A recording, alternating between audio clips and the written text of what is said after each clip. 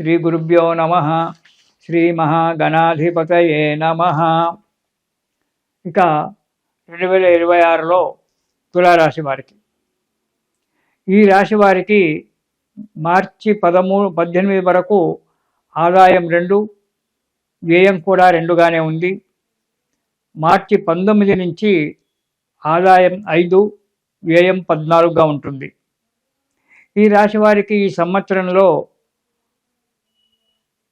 గురువు 9, 10 స్థానాల్లో ఉండడం వల్ల ఏ కార్యక్రమంలోనైనా దూసుకొని ముందుకు వెళ్ళడం జరుగుతుంది. శని 6వ స్థానంలో యోగించి ఉన్నాడు. శని వల్ల మంచి ఫలితం రాబోతుంది. శత్రుదోషాలు, శత్రువులు ఎవరైనా ఉన్నట్టయితే ఆ శత్రుదోషం వెళ్ళిపోయి మిత్రులుగా మారేటువంటి ఒక అవసరం ఉంది, ఆస్కారం ఉంది. కష్టతరమైన పనులు, ఇదివరకు ఏవైనా సాధించలేని పనులు ఏవైనా ఉన్నట్టయితే తులారాశి వారు ఈ సంవత్సరం ఆ పనులు సాధించుకోవడం అనేటువంటి జరుగుతూ ఉంటుంది. ఏ రంగంలో ఉన్నవారైనా సరే మంచి డెవలప్మెంట్తో ఉంటారు.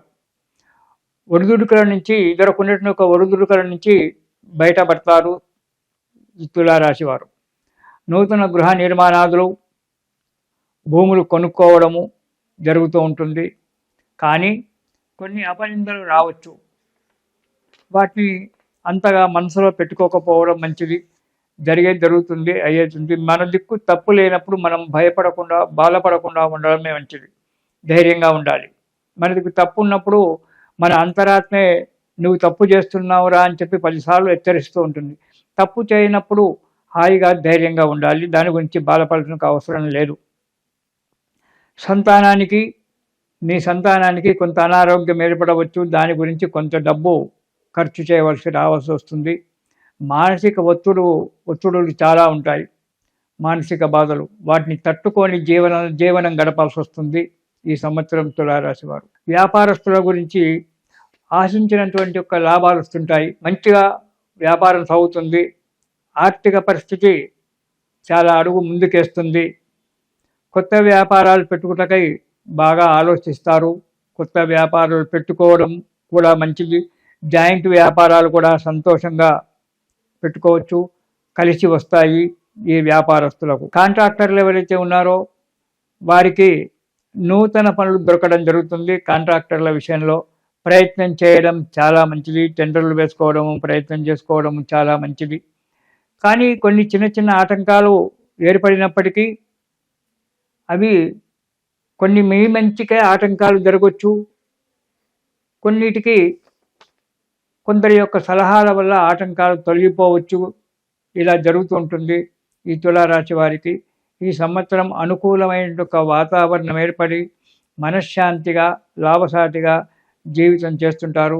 కొన్ని చిన్న చిన్నటువంటి ఒక ఆటంకాలు ఏర్పడి కొన్ని అపనిందలు రావడానికి వాటికి ఆస్కారం ఉంది. కాబట్టి ఇక విదేశాలకు వెళ్ళేటువంటి వారికి మంచి సమయం ఆసన్నమైంది.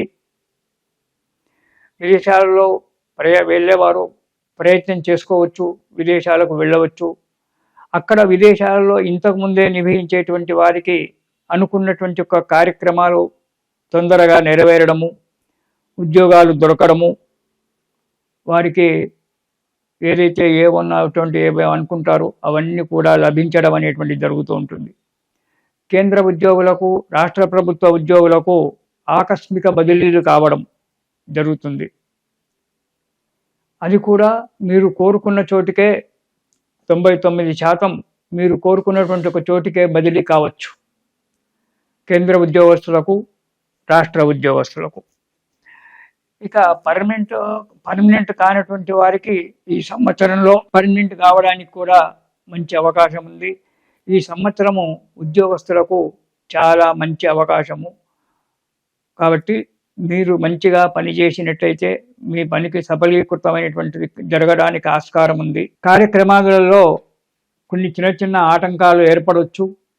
ఆ ఆటంకాలు కూడా మిత్రుల సహాయంతో ఆటంకాలు కూడా తొలగిపోవడం జరుగుతూ ఉంటుంది. దాని గురించి ఎక్కువగా బాధపడవలసిన అవసరం లేదు.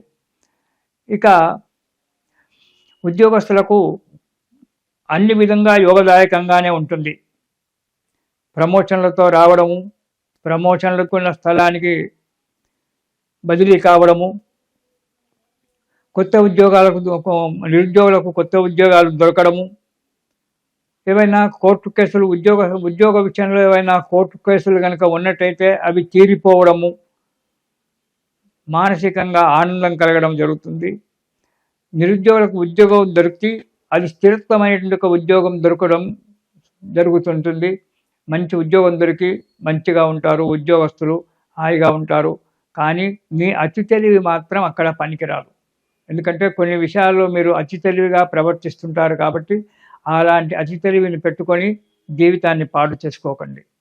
ఇక వ్యాపారస్తుల గురించి ఆశించినటువంటి యొక్క లాభాలు వస్తుంటాయి, మంచిగా వ్యాపారం సాగుతుంది, ఆర్థిక పరిస్థితి చాలా అడుగు ముందుకేస్తుంది.